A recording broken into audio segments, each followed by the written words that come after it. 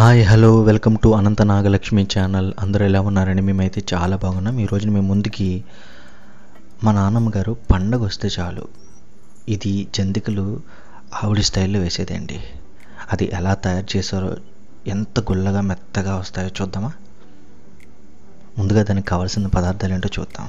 ముందుగా 2.25 కేజీల బియ్యం పిండి, అలాగే 300 గ్రాములు పెసరపప్పు, అలాగే నువ్వులు 100 గ్రాములు,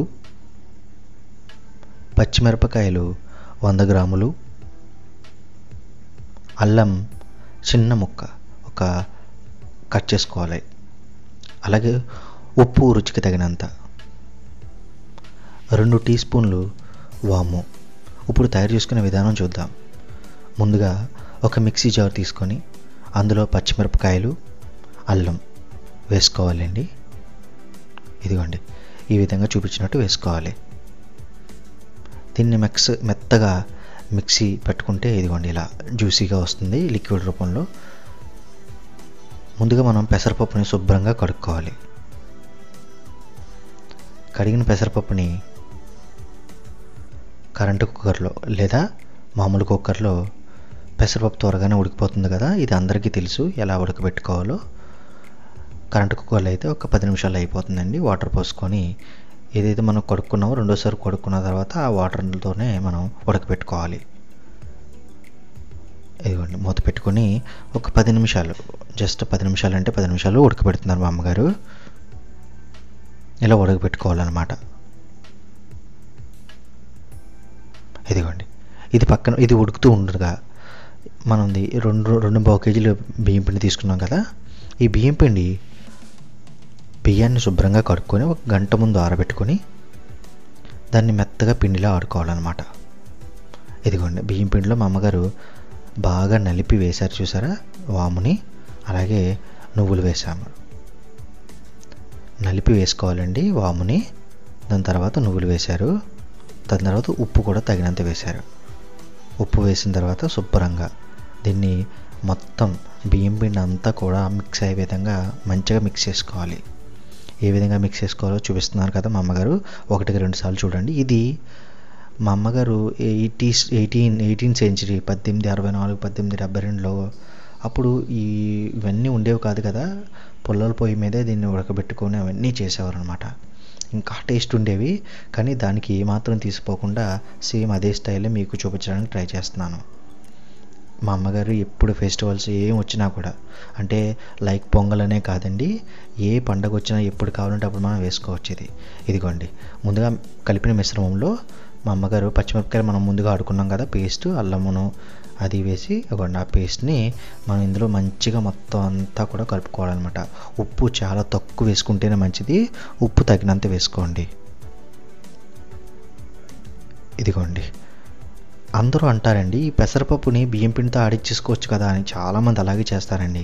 కానీ ఎందుకు అలాగంటే, ఇప్పుడు మనం పిండి వేడిగా మనం కలుపుకుంటేనే గుల్లగా వచ్చి మెత్తగా మంచిగా క్రిస్పీగా ఉంటాయి అన్నమాట.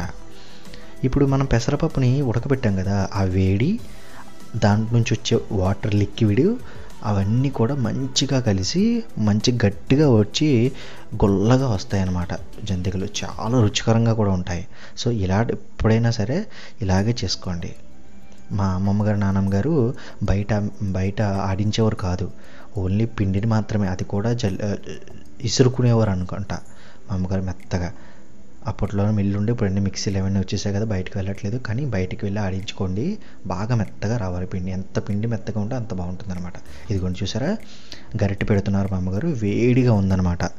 ఈ మన పెసరపప్పు ఏదైతే మనం ఉడకబెట్టుకున్నామో ఆ పెసరపప్పు మిశ్రమాన్ని వేశారు. ఇదిగోండి ఆ లిక్విడ్ వాటర్నే వేసుకుంటున్నారు చూసారా, రిమైనింగ్ ఏదైతే బ్యాలెన్స్ ఉందో అది అలా వేసుకుంటూ కలుపుకోవాలన్నమాట. ఒకేసారి పోసుకోకూడదు, ఇలా వేసుకుంటూ కలుపుకోవాలి. చాలా చాలా చాలా యూస్ఫుల్ ఉంటుందండి, ఎందుకంటే వేడి నీళ్ళతో యాక్చువల్గా ఈ పిండిని దాంతో కలిపేసుకొని వేడి నీళ్ళతో కలుపుకుంటారు. ఎందుకు అలాగా?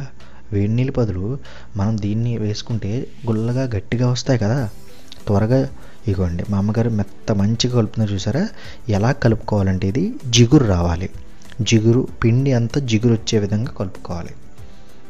ఇవ్వండి 1కి 2 సార్లు చూడండి. ఇది వచ్చేసారా జిగురు వచ్చేలాగా బాగా కలుపుకుంటే ఈ విధంగా చపాతీ పిండిలాగా మనం ఇలా జిగురు వస్తుంది. అది వచ్చేసారా మా అమ్మగారు ఎంత సాఫ్టీగా ఉందో చూడండి, ఎంత పఫీగా ఎంత క్రిస్పీగా వస్తుందో. ఇదిగోండి మా అమ్మమ్మగారు ఏంటంటే తడిగుడ్డ అయితే వేసేవారు, కానీ మా అమ్మగారు వెంటనే వేసేసుకుంటున్నారు కాబట్టి పర్వాలేదండి. ఒక 15 నిమిషాలు మనం అలా ఉంచుకొని మూత పెట్టుకుంటే సరిపోతుంది. ఇదిగోండి దాని తర్వాత ముందుగా కళాయి పెట్టుకొని అందులో ఆయిల్ పోసుకుంటున్నారు మా అమ్మగారు. ఆయిల్ హీట్ ఎక్కిన తర్వాత ఇది కొంచెం ఆయిల్ ఎక్కువ పడుతుందండి, కానీ ఆయిల్ దగ్గర చాలా జాగ్రత్తగా ఉండాలి. ఓకేనా? ఇదిగోండి ఇది బయట దొరుకుతాయండి, జంతికలు వేసుకోవడానికి, మురుకులు వేసుకోవడానికి మనకి దొరుకుతాయి బయట.